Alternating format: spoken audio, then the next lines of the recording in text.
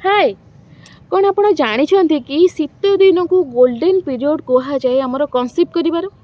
आज्ञा हाँ शीत दिन बेस्ट समय होता है कनसीव करने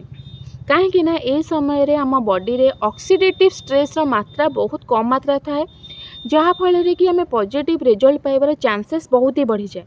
से बहुत ही बढ़िया टिप्स देवी जोटा कि आप अप्लाई करेंगे जदि नेचुरली कनसीव करने चाहूँगी ता सहित सुस्थ रहा तो बहुत ही बढ़िया हूँ विटामिन डी जोटा कि आम सूर्य किरण पाई था से सूर्य किरण हूँ द्विपर समय नुहे सकाल सूर्य उदय जितेबाला हो सेबेठू नहीं कि 8:30 भितर 20 ରୁ 25 मिनट आपण कौन सूर्य किरण नियंतु ता सहित देसी घी को निज खाइबार आड करंतु बहुत ही बढ़िया हम गरम पानी आप देसी घी मॉर्निंग समय जदि आप नहीं जाऊँच आ समय जदि सूर्य किरण आप नौ यह द्वारा आपण बॉडी रे एक क्वालिटी बूस्ट होगा सहित करें फर्टिलिटी इम्प्रूव करें फर्टिलिटी बूस्ट कहुए ता सहित आप नेचुराली कनसीव करेंगे विटामिन डी डेफिशिएंसी हेले आमको पीसीओएस होता है